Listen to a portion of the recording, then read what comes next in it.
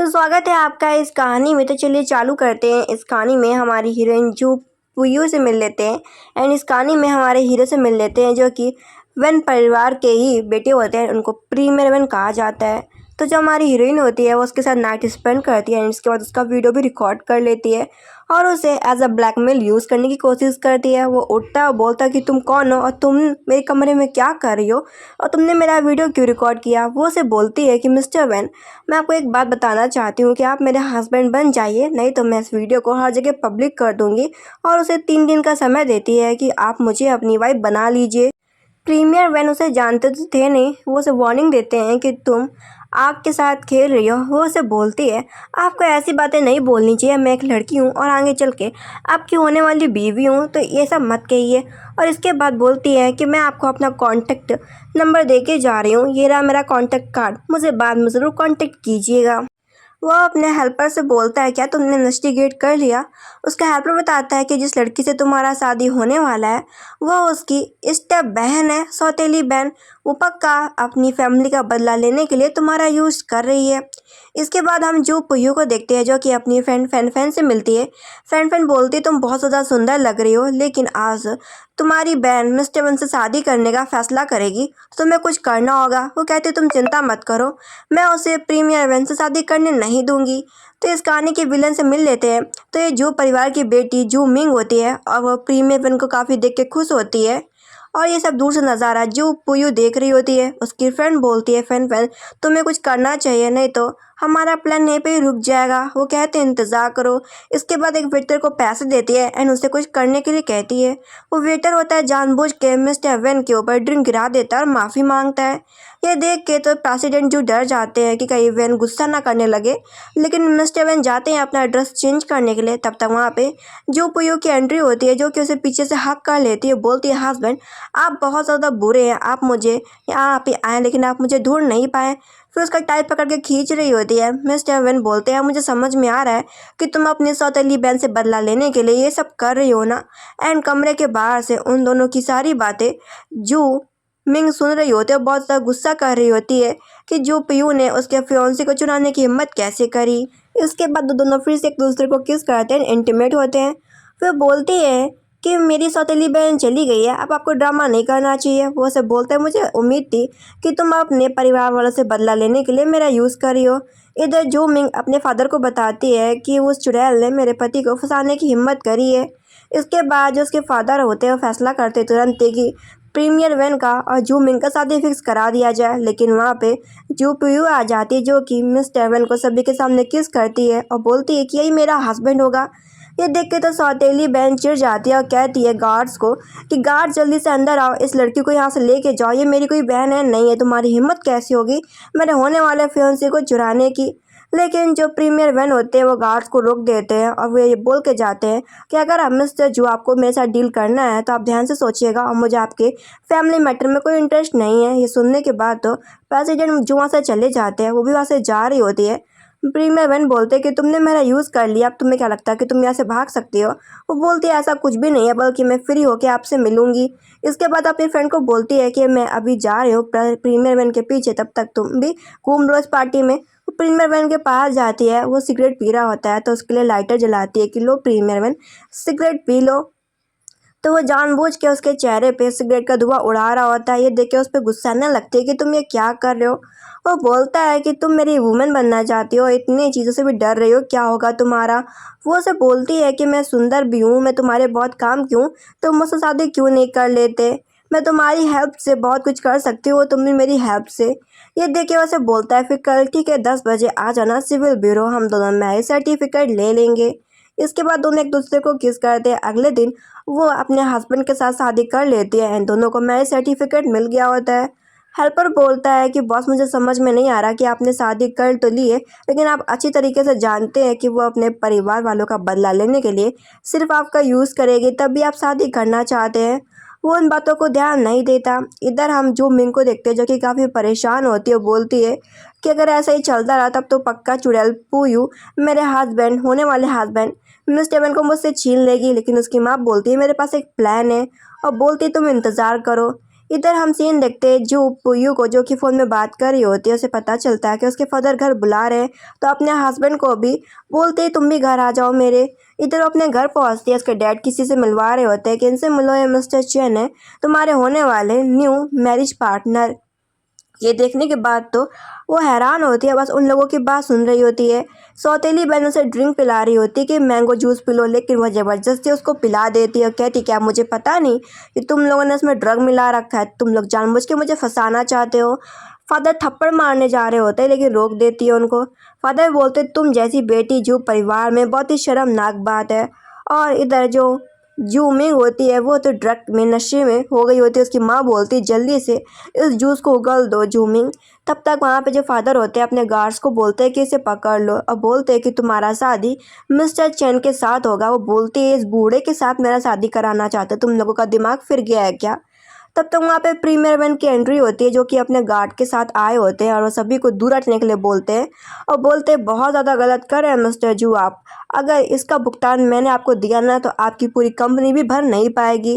वो देखती है कि उसे प्रीमियर वन बचाने के लिए आए हैं और इसके बाद वो जो प्रीमियर वन होते हैं उसी बुड्ढे मिस्टर चन को ऐसी मार मारते हैं कि वो तो गिर पड़ता है। फिर वो उसे अपने कोट से कवर करते हैं और ये देख के उसे काफ़ी अच्छा लगता है कि सच में उसने सही इंसान को चुना है, प्रीमियर वन को, जो कि उसे अच्छी तरीके से प्रोटेक्ट कर रहा है। और प्रीमियर बताते हैं कि ये मेरी वाइफ बन चुकी है, मैंने इससे शादी कर ली है। ये देख के तो तीनों लोग हैरान, सौतेली माँ, सौतेली बहन, यहाँ तक कि उसके फादर भी। वो जाते जाते अपने फादर के सर पे एक कांच का गुलदस्ता मार के जाती है और उसके फादर के सर से खून बह रहा होता है। प्रीमियर वन हैरान होते कि सच में ये औरत बहुत गुस्से वाली है झू पुयू, और जाते जाते एक और वाइन की बोतल फोड़ के जाती है। ये देख के तो चिल्लाती रह जाती है सौतेली बहन जू मिंग, और उसी के सामने फैमिली वालों के सामने एक दूसरे को किस भी करते हैं। इसके बाद का हम सीन ये देखते हैं अगले, वो एक पंख लेती है और उसकी पंख उसके नाक में घुसेड़ रही होती है। वो बोलता है कि तुम मेरे साथ मस्ती कर रही हो। वो बोलती है ऐसा कुछ भी नहीं है। इसके बाद वो बोलती है कि मुझे एक मीटिंग के लिए जाना भी है। वो उससे कहता है ठीक है। इधर सौतेली बहन को देखते हैं जो कि अपने फादर के साथ मीटिंग करने के लिए आई होती है। उधर हमारी हीरोइन भी आई होती है और दूर से इन दोनों को प्रीमियर बहन देख रहे होते हैं। सौतेली बहन जाने नहीं दे रही होती कि तुम जैसे यहाँ पे कैसे लोग आ सकते, घटिया लोग। वो उसकी गर्दन पकड़ती है और उसका सर शीशे में भेड़ रही होती है। प्रीमियर वन का दोस्त बोल रहा होता है कि तुम्हारी बीवी तो कमाल की है, वो तो किसी से नहीं डरती। फादर थप्पड़ मारने जा रहे होते हैं पुयू को, लेकिन वो मिंग को आगे कर देती है। मिंग गुस्सा करती है फादर आप देखिए आपको किसे थप्पड़ मारना है। फिर वो दोबारा जो पुयू को थप्पड़ मारने की कोशिश करते हैं, लेकिन वो अपने फादर को रोक लेती है कि आपको लेट नहीं हो रहा मीटिंग करने के लिए। इसके बाद वो अंदर जाते हैं। अब वो लोग जिस इंसान से डील साइन कराने के लिए आए होते हैं उसकी असिस्टेंट होती है झू पुयू। ये देख के वो लोग तो हैरान हो जाते हैं। वो सभी को बताती है कि मीटिंग स्टार्ट करते हैं।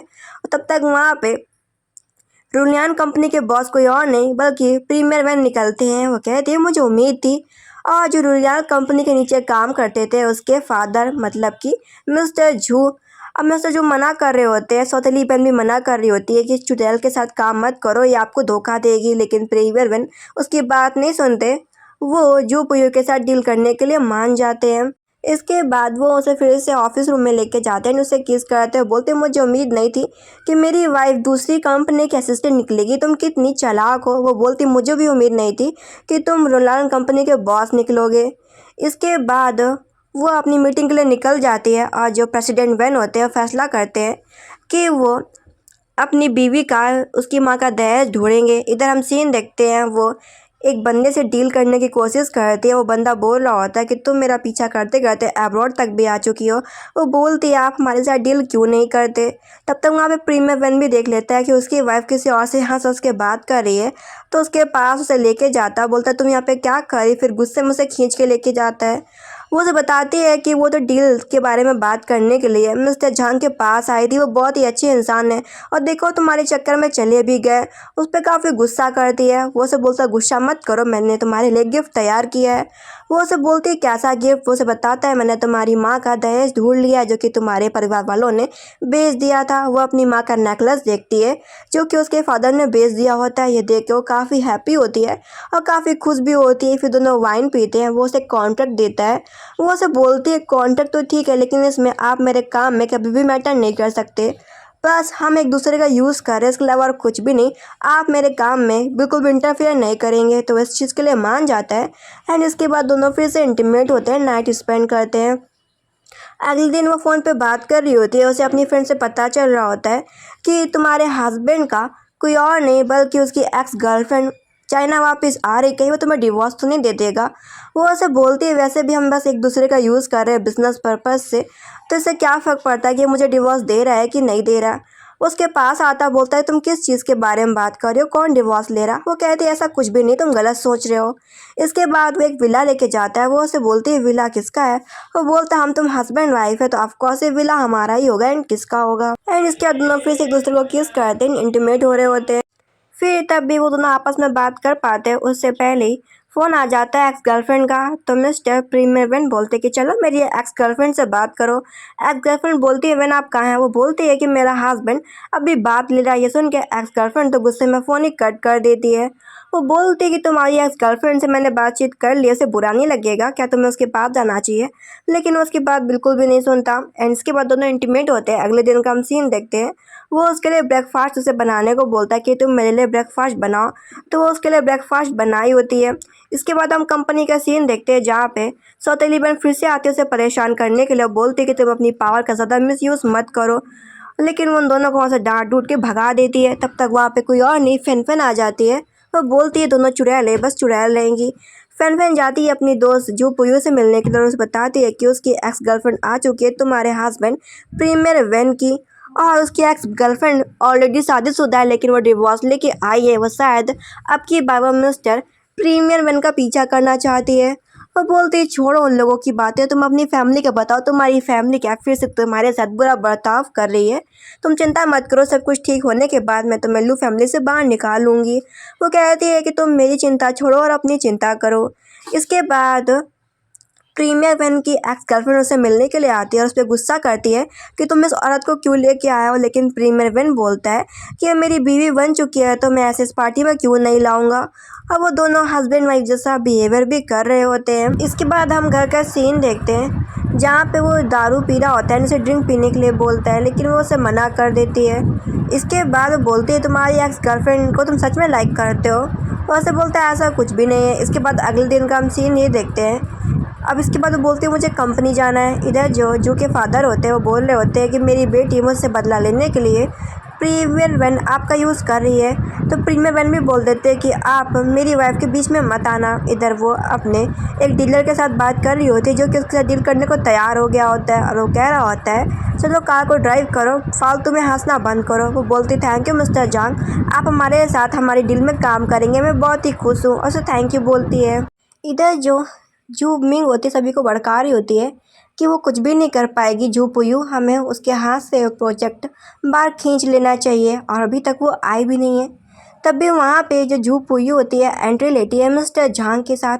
मिस्टर झांग को देख के सभी लोग हैरान हो जाते हैं कि बहुत ही अच्छे डिज़ाइनर है और बहुत ही इन्हें अच्छी तरीके से हर चीज़ को हैंडल करना आता है। और सभी को मिलाती है कि इनसे मिलिए, मिस्टर झांग है टेक्नोलॉजी में बहुत ज़्यादा आगे, इनके पास बहुत ही अच्छा एक्सपीरियंस है, तो इनके साथ अगर हम काम करेंगे तो बहुत ही अच्छा हम लोगों का परफॉर्मेंस जाएगा। अब ये देखने के बाद तो जू मिंग जल जाती है और वो फैसला करती है कि मुझे भी पता चला है कि प्रीमियर वैन की एक्स गर्लफ्रेंड आई है, क्यों ना हम उससे बातचीत करके लड़ाई को आगे बढ़ा दे। और वो प्रीमियर वैन की एक्स गर्लफ्रेंड के पास फ़ोन करती है कि मैं जू पुयू की सौतेली बहन जू मिंग बोल रही हूँ, मुझे पता है कि तुम पसंद करती हो प्रीमियर वैन की, तो क्यों ना हम साथ मिल के काम कर सकते हैं। वो बोलते हैं कि तुम लोग तो एक रिश्तेदार हो के भी अपनी बहन को मार रहे हो, तो मैं भला तुम पर विश्वास क्यों करूँ। और फ़ोन काट देती है। इसके बाद वो जा रही होती है, गलती से एक डिलीवरी बॉय उसको धक्का दे देता है और उसके सारे बॉक्स गिर जाते हैं। ये देख के उठाने में मदद कर रही होती है और दूर से उसे मिस्टर प्रेसिडेंट प्रीमियर वैन देख रहे होते हैं। वो उसके पास आ जाते हैं, उन्हें देख के काफ़ी गुस्सा आ रहा होता है कि वो मिस्टर जान के काफ़ी क्लोज है। तो उसे उठा के लेके जा रहे होते हैं कि चलो तुम मेरे साथ चलो। वो समझाने की कोशिश भी करती है कि ऐसा कुछ भी नहीं है। फिर वो उसे गाड़ी के अंदर खींच के लाता है, तब भी उसे कुछ बात कर पाता। तभी प्रीमियर वैन को उसके दादाजी का फ़ोन आ जाता है जो कि उसे फ़ोन करके ये बोलते हैं कि मेरा 80 वाला बर्थडे आ रहा है, मैं 80 उम्र का होने जा रहा हूँ, बुढ़ापे का शरीर है, तो तुम अपनी बीवी के साथ मुझसे मिलने के लिए आना। ये देख के ओके बोल देता है। अब वो बोलती है कि मुझे चलना पड़ेगा। वो उसे बोलता है ऑफ कोर्स तुम मेरी वाइफ हो तो चलना पड़ेगा। अब वो ड्रेस पहन के ब्यूटीफुल सी आई होती है, बहुत सुंदर लग रही होती है। तभी वहाँ पे एक्स गर्लफ्रेंड आ जाती है जो कि देख के काफ़ी गुस्सा करती है कि तुम इसे यहाँ पे क्यों लेके आए हो। वो उसे अपनी तरफ खींचते बताता है कि ये मेरी वाइफ है तो मैं नहीं लाऊंगा तो इसे किसे लाऊंगा। ये देख के तो एक्स गर्लफ्रेंड जलन कुकड़ी जैसा मुंह बना लेती है। इसके बाद वो दादाजी को मनाने के लिए गिफ्ट लेके जाती है। फिर दादाजी प्रीमियर वैन से बात कर रहे होते हैं तो बालकनी में खड़ी हो जाती है। एक्स गर्लफ्रेंड उसे भड़काने के लिए आती है कि तुम्हारा 8 साल पहले वाला जितना भी रिलेशनशिप था, अगर ये प्रीमियर वैन को पता चलेगा तो क्या होगा तुम्हारे साथ, क्योंकि प्रीमियर वैन की बहन का बॉयफ्रेंड ही तुम्हारा एक्स बॉयफ्रेंड था ना। ये सुनने के बाद तो वो हैरान रह जाती है। फिर वो बोलती है कि तुम्हें से क्या मतलब है कि मेरी लाइफ में क्या चल रहा है और क्या नहीं चल रहा, तुम्हें अपने काम से काम रखना चाहिए। वो थप्पड़ मारने जा रही होती है, लेकिन बीच में प्रीमियर वैन आ जाता है कि मेरी बीवी को टच भी मत करना, तुम अपने काम से काम रखो। और इसके बाद वो उसके सामने कुछ ज़्यादा एक दूसरे के क्लोज हो रहे होते हैं। ये देख के एक्स गर्लफ्रेंड वहाँ से चली जाती है। तब तक वहाँ पे प्रीमियर वैन की सिस्टर आ जाती है अपने फ्यूचर हस्बैंड के साथ। उसका हस्बैंड को देख के वो याद करती है कि ये तो उसका एक्स बॉयफ्रेंड था 8 साल पहले वाला। प्रीमियर वैन की सिस्टर बोलती है, क्या मैंने आप लोगों को डिस्टर्ब कर दिया तो मुझे माफ़ करना। जू पुयू बोलती है कि उसकी तबीयत ठीक नहीं है, उसका पेट दर्द कर रहा है, तो वो चाहती है कि तुम मुझे घर ले चलो। वो कहता है ठीक है, और उसे लेके जा रहा होता है। फिर कहता है अगर सच में तुम्हारा पेट दुख रहा है तो हम लोग अभी घर चलते हैं। और बोलता है ठीक है फिर चलो। तभी सामने से उसकी बहन आ जाती है प्रीमियर वैन की और बोलती है भाई मैं आपसे बात कर रही हूँ, तब तक ये हमारे रिलेटिव्स भी आपस में बात कर लेंगे। अब वो तो जानती थी कि ये बंदा कोई और नहीं बल्कि उसका एक्स बॉयफ्रेंड है, और वो उसे माफ़ी मांगता है कि मुझे पता है कि तुम मुझसे हेट करती होगी और वो 8 साल पहले वाली बातों को प्लीज़ भूल जाओ। वो उसे समझाती है कि तुम मेरी नंदन के पति हो तो तुम्हें मुझसे दूर रहना चाहिए। और इन दोनों को एक्स गर्लफ्रेंड देख रही होती है। तब तक सामने से प्रीमियर वैन भी आ जाते हैं जो कि देखते हैं कि उसका जो जीजा है वो उसकी बीवी का हाथ पकड़ रहा है। तो अपनी बीवी का हाथ उससे हटाता है और उसे अपनी तरफ खींचते बोलता है कि ये मेरी बीवी है और इसकी कुछ तबीयत ठीक नहीं लग रही, तो ब्रदर इन लॉ मैं आपसे बाद में मिलता हूँ और अपनी बीवी को लेके जा रहा हूँ। वो बोलती है कि प्रीमियर वैन क्या तुम मुझसे जेलस फील कर रहे हो, क्या तुम मुझसे गुस्सा हो गए हो। वो बोलता है ऐसा कुछ भी नहीं, और ग्रैंड पा के हेल्पर से बोलता है कि बोल दो कि मैं घर जा रहा हूँ, मेरी तो कुछ तबीयत ठीक नहीं है। फिर अपनी वाइफ को घर लेके जाता और बोलता मुझे समझ में नहीं आ रहा कि तुम उसके इतना क्लोज क्यों थी। वो उसे बोलती क्योंकि मैं इतनी ब्यूटीफुल जो हूँ। इसके बाद दोनों इंटीमेट होते हैं एंड अगले दिन का हम सीन देखते हैं जहाँ पे वो सारी बातें अपनी फ्रेंड को बता रही होती है। उसकी फ्रेंड बोल रही होती है कि तुम्हारी नंदन का पति तुम्हारा 8 साल पहले वाला बॉयफ्रेंड निकला, तुम्हें इस बात को क्लियर कर देना चाहिए कि अब वो तुम और वो बॉयफ्रेंड नहीं बल्कि अब वो तुम प्रीमियर वैन की बीवी बन चुकी हो। वो कहती हाँ तुम सही कह रही हो। वो सीधे फ़ोन करती है मिस्टर डू चलो कॉफ़ी में मिलते हैं। मिस्टर डू से मिलने के लिए आ जाता है और बोलता है मुझे पार्टी वाले दिन पता चला कि तुम मेरी बीवी के भाई की गर्लफ्रेंड हो। वो कहती हाँ तुम्हें सही पता चला, हमारा जो रिलेशनशिप था 8 साल पहले वो पहले ही ख़त्म हो चुका था। अब तुम्हें इस बात को जान लेना चाहिए कि मैं तुम्हारी गर्लफ्रेंड नहीं बल्कि तुम्हारे साली की बीवी हूँ, मतलब कि प्रीमियर वैन की वाइफ हूँ। तो तुम्हें इस बात को याद रखना चाहिए। वो उसे माफ़ी मांगता है कि इन सालों में जो भी हुआ प्लीज़ मुझे माफ़ कर दो, लेकिन वो फैसला करती है कि वहाँ से वो उठ के जाएगी। तब तक इन दोनों का फ़ोटो कोई और नहीं सौतेली बहन जूमिंग खींच लेती है और इसके बाद जो जुपुयू होती है वहाँ से उठ कर चली जाती है। लेकिन जो मिस्टर डू होते हैं अभी भी फैसला नहीं कर पा रहे होते। उन्हें लग रहा होता है कि वाइफ मेरी होनी चाहिए जुपुयू, ना कि प्रीमियर वैन की। इधर प्रीमियर वैन के पास एक फ़ोटो पहुंच जाती है और जैसे इस डॉक्यूमेंट को खोल के देखता है उसमें बहुत सारी फ़ोटो निकलती है। ये देखिए उसका फ्रेंड बोलता है क्या मतलब है कि तुम्हारी वाइफ तुम्हें चीट कर रही है किसी और के साथ मिलके, तुम्हें इसके बारे में पता करना चाहिए। और ये सब देख के वो फ़ोटो को काफ़ी गुस्से में होता है। अब वो घर आती तो देखती है प्रीमियर वैन घर के बाहर ही खड़ा हुआ है और बहुत सारी सिगरेट ज़मीन में पड़ी हुई है। वो उसे बोलती है कि तुम बाहर क्यों खड़े हुए हो। वो उसे बोलता है कि तुम्हें इतना लेट क्यों हो गया। वो झूठ बोल देती है कि उसे कंपनी में काम था। वो कहता है अच्छा चलो ठीक है, फिर घर के अंदर चल के बात करते हैं, बाहर खड़े रहने से कोई भी फ़ायदा नहीं है। वो उसे दोबारा बोलता है कि तुम मुझसे झूठ क्यों बोल रही हो, तुम्हें सच क्यों नहीं बोलती हो। तो फैसला करती है कि झूठ बोलने से कोई फ़ायदा नहीं है, तो सच बताने का कोशिश करती है। फिर बताना चालू करती है कि 8 साल पहले उसे ड्रग दिया गया था और इन सब में उसके फादर सौतेली माँ सौतेली बहन का हाथ था। उसने गलती से किसी और के साथ नाइट स्पेंड कर ली थी और ये जब चीज़ उसके बॉयफ्रेंड मिस्टर डू ने देखा तो उसने मुझे छोड़ने का फ़ैसला किया। और मुझे ये भी पता था जिस बंदे ने मेरे साथ नाइट स्पेंड की थी उसको भी ड्रग दिया गया था। वो उसे बोलता है तो तुम क्या उस बंदे से हेट करती हो। वो उसे बोलती है मैं उस बंदे से बिल्कुल भी हेट नहीं करती हूँ। वो उसे बोलता है तो फिर तुम अपनी लाइफ में अब किसको रखती हो। वो उसे बोलती है सब पास्ट की चीज़ें थी, मैं पास्ट को कभी भी फ्यूचर में और प्रेजेंट में नहीं रखती हूँ। वो उसे बोलता है ठीक है मैं तुम्हारी बात समझ गया, और बोलता है अपसेट मत हो, और कहता है खुश रहो बस। वो कहती है थैंक यू मेरी बातों को समझने के लिए, क्योंकि तुमने मेरी बातों को समझा, मुझे माफ़ कर दिया। इसके बाद वो उसे किस करता है। फिर वो किसी को फ़ोन करता है कि पता करो कि 8 साल पहले किसने मेरे साथ नाइट स्पेंड करी थी। हेल्पर बोलता है ऐसा क्यों। वो बोलता है मुझे शक हो रहा है वो लड़की जू पुयू थी। इधर जू पुयू अगले दिन ब्रेकफास्ट करती है और अपना मीटिंग के लिए जा रही होती है। तब भी वहाँ पे उसका हेल्पर आके उसे बताता है कि आपने जिस लड़की के साथ नाइट स्पेंड किया था वो लड़की कोई और नहीं बल्कि जू पुयू ही थी। 8 साल पहले उसको ही ड्रग दिया गया था। अब आप क्या करने का फ़ैसला करें। वो काफ़ी सोच में पड़ जाता है कि उसकी वजह से जू पुयू को कितना इंसल्ट झेलना पड़ा होगा। इधर जू पुयू को देखते हैं जो कि मिस्टर जांग से मिलने के लिए जाती है। मिस्टर जांग बोलता है तुम यहाँ तक कि खाने तक में भी मेरा पीछा नहीं छोड़ रही हो। वो उसे बोलती है कि कब तक सब चीज़ तैयार हो जाएगी। वो बोलता जितना प्रोजेक्ट है बहुत लार्ज अमाउंट में है तो 1 साल लगेगा। वो बोलती टेस्ट भी करवाना पड़ेगा। वो कहता सब हो जाएगा। तभी वहाँ पे मिंग आ जाती है और बोलती जू पुयू अगर तुमने मिस्टर जांग को सेड्यूस ना किया होता तो तुम्हारी मदद ना कर रहा होता। ये सुनने के बाद उसे गुस्सा आ जाता है जू पुयू को, और वो खाना उसके मुंह पे दे मारती है कि तुम्हारी नज़र ही गंदी है। मॉम आ जाती है सौतेली में कि तुम मेरी बेटी को क्यों परेशान कर रही हो।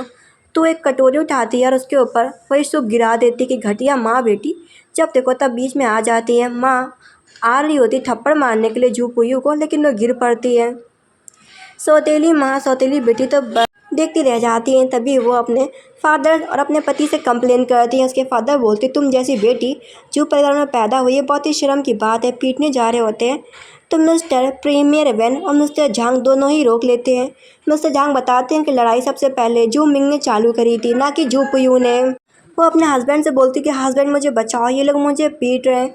सौतेली माँ का तो मुंह बन जाता है। सौतेली बहन बोल रही होती है प्रीमियर वेन इसकी बात में मत आओ, लेकिन प्रीमियर वेन बोलता है कि मुझे नहीं पता, आपने मेरी वाइफ का इंसल्ट किया है। मैं चाहूँ तो आपकी कंपनी में अभी 1 मिनट में सारे के सारे फंड्स वापस ले सकता हूँ। तो चुपचाप अपनी वाइफ और अपनी बेटी को निकाल दो। जू मिंग को कंपनी से वो निकालना पड़ता है। इधर वो उसे ऑफिस में लेके जाता है और बोलता है कि तुम्हें काफ़ी कुछ सफ़र करना पड़ा है, मैं तुम्हारी मदद करूँगा जो फैमिली को वापस दिलाने में। और बोलता है कि मैं तुम्हारे लिए एक गिफ्ट भी लाऊंगा। वो उसे बोलती कैसा गिफ्ट। इसके बाद फिर से वो उसे किस करते हैं। दोनों ऑफिस रूम में इंटीमेट होते हैं। वो उसे बोलती है कि तुम मुझे कौन सा गिफ्ट देने वाले हो। वो उसे बताता है कि मैं तुम्हारी मदर की एक रिंग तुम्हें देने वाला हूँ। वो तो काफ़ी खुश हो जाती है, बोलती है मेरी मदर की रिंग कहाँ होगी। वो उसे बोलता है मैं तुम्हें ले चलूँगा जहाँ पे तुम्हारी मदर की रिंग रखी गई है। वो तो बहुत ज़्यादा हैप्पी हो जाती है। फिर जो मिस्टर प्रीमियर वेन होते हैं वो अपनी वाइफ मिस जू पुयू को ओकेशन पार्टी में ले जाते हैं। उनसे पूछा जाता है कि ये लड़की कौन है। सभी के सामने बोल देते हैं कि ये मेरी वाइफ है। जू पुयू भी सोचती है कि वो दोनों तो बस एक कॉन्ट्रैक्ट मैरिज में है, तब भी वो सभी के सामने उसे क्यों मिलवा रहा है। वो उसे बोलता है कि बस रिंग आती ही होगी। तब तक सामने में ओकेशन पार्टी चालू हो जाती है और वो रिंग रख दी जाती है। वो उस रिंग को देख के काफ़ी खुश होती है कि ये मेरी माँ की निशानी है, मैं ऐसे पा के रहूँगी, बस मुझे तुम्हारी मदद चाहिए होगी। प्रेसिडेंट प्रीमियर वेन वो से बोलता है मैं तुम्हारी मदद करूँगा, लेकिन एक्स गर्लफ्रेंड उसका 30 करोड़ रुपए दाम लगा देती है। ये देख के वो 35 करोड़ लगा देती है। सभी लोग बातें कर रहे होते हैं कि ये हो क्या रहा है, छोटी सी अंगूठी के पीछे इतना सारा पैसा क्यों बर्बाद करना। लेकिन जो एक्स गर्लफ्रेंड होती है वो सीधा बोली को 35 से 50 करोड़ में बदल देती है। वो बोलती है प्रीमियर वेन से कि तुम्हारी एक्स गर्लफ्रेंड लगता है तुम्हारे लिए ये सब कर रही है, तुम्हें एक बार उससे बात कर लेनी चाहिए। वो बोलता है रुको, बोली मैं लगाता हूँ, और अब की बार बोली 100 करोड़ लगा देता है। ये देख के वो बोलती है तुमने इतनी महंगी बोली क्यों लगा दी, क्या तुम पागल हो चुके हो प्रीमियर वेन। लेकिन वो बोलता है मेरी वाइफ के लिए पैसा मायने नहीं रखता। फिर इसके बाद वो सभी के सामने उसे इंगेजमेंट रिंग पहनाता है। बोलता है कि तुम्हारे लिए एक छोटा सा गिफ्ट है और तुम्हें कुछ चाहिए। वो उसे बोलती नहीं मुझे और कुछ नहीं चाहिए, इतना तुमने मेरे लिए कर दिया है, बहुत ज़्यादा काफ़ी है। और वो रोते हुए बोल रही होती है। इसके बाद वो घर आते हैं जिसने बहुत ज़्यादा वाइन पी रखी होती है। वो उसे बोलती है कि हम लोग तो बस एक दूसरे का यूज़ कर रहे हैं कॉन्ट्रैक्ट मैरिज में, क्या तुम सच में मुझसे शादी करना चाहते हो। वो उसे बोलता है ऑफ कोर्स, क्या बात तुम्हें अभी भी समझ में नहीं आ रही। इसके बाद फिर से वो एक दूसरे को किस करते हैं, इंटीमेट हो जाते हैं। अगले दिन का हम सीन देखते हैं। वो उठती है और बोलती है कि मुझे भूख लगी है, चलो हम लोग खाना खाने के लिए चलते हैं। वो लोग बाहर के रेस्टोरेंट पसंद करते हैं साथ में ब्रेकफास्ट करने के लिए। तभी वहाँ पे उसका एक्स बॉयफ्रेंड मिस्टर डू आ जाता है। तो अपनी वाइफ को बहुत क्लोज कर रहा होता है एंड उसी के सामने अपनी वाइफ को किस कर रहा होता है। ये देख के तो उसका बॉयफ्रेंड डू जल रहा होता है। और बोल रहा होता है कि आप तो मेरे जीजा जी हैं, हम तो सब एक फैमिली, क्या फ़र्क पड़ता है। वो कहता हाँ सही कह रहे हो। इसके बाद वो बोलते हैं कि ग्रैंडपा ने कहा है कि हम लोगों को चाइल्ड कर लेना चाहिए। फिर ऐसा बोल के वहाँ से उठ के चले जाते हैं। और डू को बहुत ज़्यादा गुस्सा आ रहा होता है। एक्स गर्लफ्रेंड आती है प्रीमियर वेन की और साथ मिलने को काम करने के लिए कहती है कि मुझे प्रीमियर वेन मिल जाएगा, तुम्हें तुम्हारी एक्स गर्लफ्रेंड जू पुयू मिल जाएगी। लेकिन वो साफ मना कर देता है उसके साथ काम करने के लिए। इसके बाद वो उसे बोलता है कि मैं एक पार्टी रख रहा हूँ। पार्टी वाला दिन आ जाता है। उसकी फैन बोलती है चलो अब तुम किसी अच्छे इंसान से इंगेजमेंट करोगी, बहुत ही अच्छी बात है। वो उसके लिए प्रीमियर वेन फिर से एक अंगूठी लेके आता है। वो उसे बोलती है इतने सारे गिफ्ट तुम क्यों ला रहे हो मेरे लिए। वो बोलता है बस छोटा गिफ्ट है। और फिर उसे अपने साथ घसीट के लेके जा रहा होता है। जो उसके दादाजी होते हैं सभी के सामने अनाउंस कर रहे होते हैं कि मेरा तीसरा ग्रैंड चाइल्ड प्रीमियर वेन की शादी मैं करता हूँ उसकी गर्लफ्रेंड जू पुयू से। इसके बाद सभी लोग ड्रिंक पी रहे होते हैं। तभी उसकी फ्रेंड फैनफन उसे बुलाती है तो मिलने के लिए जाती है। फैनफन बोलती है अगर तुम्हारा वही जिसके साथ तुमने नाइट स्पेंड की थी वो तुम्हें सामने वापस मिलेगा, तुम क्या करोगी। वो कहती है छोड़ो इन बातों को। तभी वो अपनी सौतेली बहन की बातों को सुन लेती है कि 8 साल पहले उसने जिस बंदे के साथ नाइट स्पेंड की थी उसका फ़ोटो हमारे पास है। जब ये सारी फ़ोटो प्रीमियर वेन को दिखाई जाएगी तो वो शादी तोड़ देगा। इसके बाद कम सीन में देखते हैं वो घर जाती है एंड प्रीमियर वेन उसे किस पे किस किए जा रहे होते हैं और दोनों एक दूसरे को किस कर रहे होते हैं। इसके बाद अगले दिन वो उसे बताता है कि तुम्हारे लिए फिर से गिफ्ट है। वो उसे बोलती कितने गिफ्ट है मेरे लिए। वो उसे बताता है कि तुम्हारी माँ का जो घर है ना, मैंने उसके लिए एक लॉयर ढूंढ लिया है। तुम्हारी सौतेली बहन ने तुम्हारा माँ का घर हड़प रखा है ना, तुम उसे वापस पा सकती हो। ये देख के वो बहुत ज़्यादा हैप्पी होती है। उसके फादर बोलते तुम्हारी हिम्मत कैसे होगी, तुमने लॉयर ले रखा है, तुम उस घर को हमसे वापस नहीं पा सकती। वो बोलती है कि तुमने मेरी माँ को मार डाला, मेरी माँ की संपत्ति सौतेली बेटी के नाम पे कर दी और तुम मुझे अभी भी अपनी बेटी बोलते हो। मुझे इतना सताया और थप्पड़ पर थप्पड़ लगाए जा रही होती है अपने फादर को। फादर बोलते तुम बहुत ही ख़राब लड़की हो। उसे फिर थप्पड़ लगाती कि तुम जैसा पिता किसी का भी नहीं होना चाहिए और थप्पड़ पे थप्पड़ बजा डालती है। उसके जो फादर होते हैं गुस्से में वहाँ से वो चले जाते हैं कि तुम बहुत ज़्यादा क्रूयल हो लड़की, तुम बहुत बुरी हो जू पुयू। इसके बाद वो घर जाते हैं और अपनी दूसरी बेटी जो मिंग से बोलते हैं। जो मिंग बोलती है फादर आपके चेहरे पे निशान कैसा। वो तीनों मिलकर एक प्लानिंग बनाते हैं कि 8 साल पहले हम लोगों ने उसको ज़बरदस्ती ड्रग दे के जिस किसी के भी साथ उसके साथ नाइट स्पेंड करवाया था उसका फ़ोटो हमारे पास है। हम शादी वाले दिन वो फ़ोटो सभी के सामने लाएंगे जिससे वो बर्बाद हो जाएगी। एक्स गर्लफ्रेंड को भी पता चल जाता है कि जो प्रीमियर वेन है वो शादी करने जा रहा है जू पुयू से। शादी वाला दिन आ जाता है। फैनफन बोलती है मैं बहुत ही खुश हूँ तुम्हारे लिए। वो कहती है थैंक यू फैनफन, शुरुआत से आखिरी तक तुमने मेरी बहुत ज़्यादा मदद करी है, मैं भी तुम्हारी मदद करूँगी। फैनफन बोलती है आई होप, मैं आशा करती हूँ तुम्हारे लिए कि प्रीमियर वेन तुम्हारा ज़िंदगी भर ख्याल रखेगा। उनकी शादी चालू होती है। बस एक दूसरे को किस करने जा रहे होते हैं जिससे उनकी शादी कंप्लीट होने वाली होती है। तभी वहाँ पे सौतेली बहन झूमिंग फ़ोटो बहुत सारी सभी के सामने रख देती हैं। रिश्तेदार बोल रहे होते हैं ये सब क्या है। सभी को पता चल जाता है कि दुल्हन का तो ऑलरेडी अफेयर है किसी लड़के के साथ, वो भी 8 साल से उसका कोई एक्स बॉयफ्रेंड है। ग्रैंडफादर तो शादी करने के लिए मना कर देते हैं लेकिन प्रीमियर वेन बताता है कि इस फोटो में जो लड़का है वो कोई और नहीं बल्कि मैं खुद हूँ। ये देखने के बाद तो जू मिंग हैरान हो जाती है और जू पुयू अपनी सौतेली बहन सौतेली माँ को और अपने फादर को जेल पहुँचा देती है कि तुम लोगों ने मुझे ड्रग दे के किसी और के साथ ज़बरदस्ती उसके बेडरूम में भेज दिया, तुम लोगों के साथ यही होना चाहिए। और वो बताता है कि तुमने 8 साल पहले जिस बंदे के साथ नाइट स्पेंड की थी वो मैं ही था, मुझे भी ड्रग दिया गया था, मेरी मजबूरी थी, क्या तुम मुझसे नफरत करती हो। वो से बोलती नहीं ऐसा कुछ भी नहीं है। इसके बाद दोनों फाइनली किस करते हैं और अब से वो हस्बैंड वाइफ बन जाते हैं। इसके बाद उसका जो कंपनी का प्रोजेक्ट होता है वो फाइनली पूरी तरीके से कंप्लीट हो गया होता है और प्रोजेक्ट बहुत अच्छी तरीके से हुआ होता है। तो वो सभी लोगों को 10 गुना बोनस देने का फैसला करती है। वो से बोलता है चलो हम शादी भी कंप्लीट हो गई और बिजनेस भी, अब एक चाइल्ड कर लेते हैं। एंड ड्रामा यहीं पे ख़त्म होता है। Thank you.